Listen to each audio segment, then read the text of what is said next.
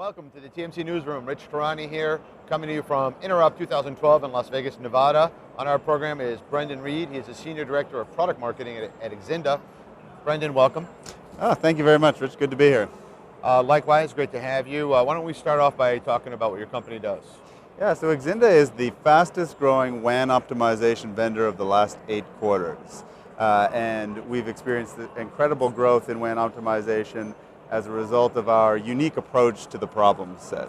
So we had 116% growth last year. We had 600 new customers. We've got over 300 partners around the world. And the reason for that is that the market itself is shifting from what we would characterize as WAN optimization 1.0, which was very much focused on accelerating, looking at traffic in sort of a binary sense and just trying to make everything go faster, to WAN optimization 2.0, which is very much based on intelligence and assurance. And the market is shifting because the landscape of the network itself is changing and becoming more complex. So if you think of your typical network environment, you've got now a confluence of personal devices coming into the network, social applications being used for recreational purpose and for business purposes, cloud applications. The whole environment is becoming much more complex, and therefore a binary problem approach, one that focuses just on protocols and traffic and making things go faster, is just not fundamentally feasible for solving what is a very multi-dimensional problem set.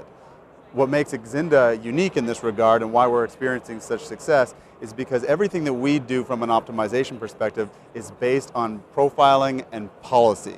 So we look at the things that are important to your business in terms of the applications, the users, the groups, the context by which they're connecting to the network, and use those to drive an intelligent approach to optimization that can oftentimes be a combination of accelerating some applications and then containing others that aren't as strategic to your business.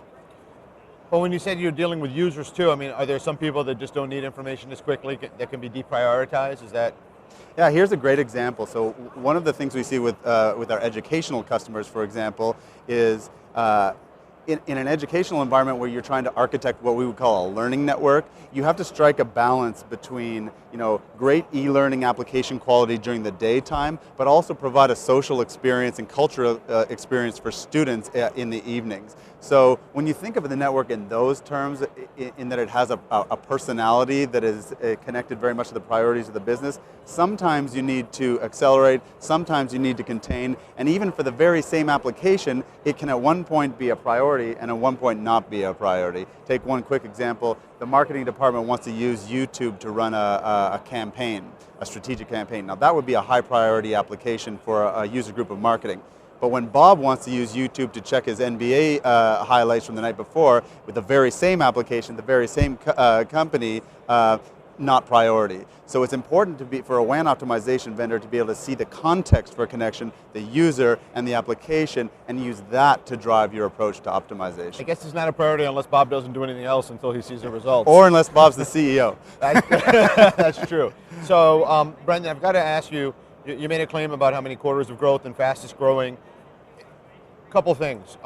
You're saying you're fastest growing in WAN optimization based on the number of customers added, revenue added, growth, profit, primarily in terms of EBITDA, we've had 3 straight years of 100% plus top line revenue growth. And how old is the company? The company is actually 10 years old. We were founded in 2002 and by 2 gentlemen out of Australia. And ever since 2008, we've experienced this kind of sort of triple-digit growth year over year. Now, do you have analysts that are doing this work for you also? Because there are some private companies and some public that you go up against, or it's just such phenomenal numbers that it makes sense that you're growing the fastest. Is that?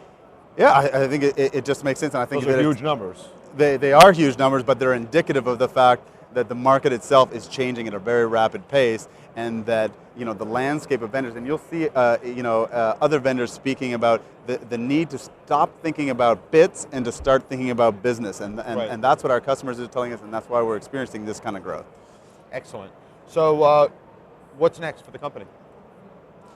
So we continue to grow, obviously, extremely quickly. We are growing globally as well, so we've got offices and a footprint around the world. We've got over 300 partners around the world. We've got some exciting strategic partnerships coming up. So we continue to work harder and harder and grow faster and faster, all based on this concept of taking the profiles and attributes that are important to your business, creating policies for those, and driving intelligent optimization.